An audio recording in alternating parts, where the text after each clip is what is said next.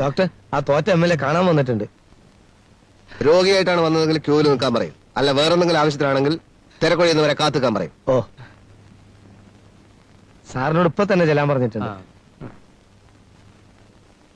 തെച്ചുപേരെടുത്ത് നിങ്ങളോടല്ലേ പുറത്ത് വെയിറ്റ് ചെയ്യാൻ പറഞ്ഞത്? പുറത്ത് നിന്ന് നിൽക്കാൻ. ഇതാണ് ഇവിടുത്തെ സ്ഥിതി. നിങ്ങളോട് അകത്തേക്ക് അല്ലാനാണ് എന്നോട് പറഞ്ഞത്.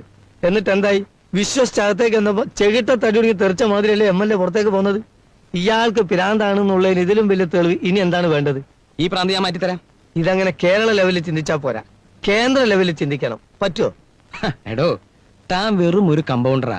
തീർച്ചയായിട്ടും. തനിക്ക് രാഷ്ട്രീയം പറഞ്ഞാ മനസ്സിലാവൂന്ന് എനിക്കറിയില്ല. പറഞ്ഞോളൂ. രാഷ്ട്രീയത്തിൽ ചില ചൂടുവെപ്പുകളൊക്കെ ഉണ്ട്.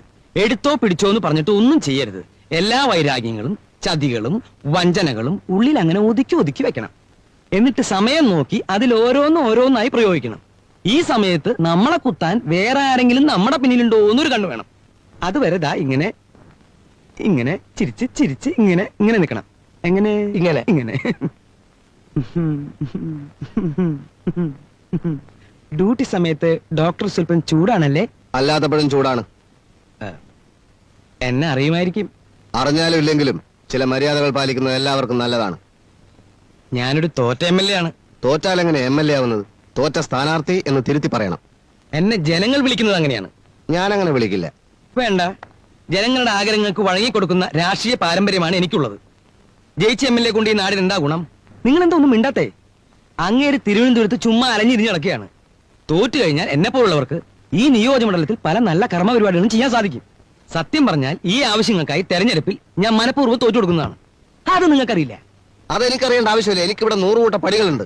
ആ 100 കൂട്ടം പണി 99 കൂട്ടാക്കി കുറയ്ക്കുന്നതാണ് തനിക്ക് നല്ലത്. ആ ടീച്ചറെ എന്റെ അടുത്തൊരു ബന്ധുവാ.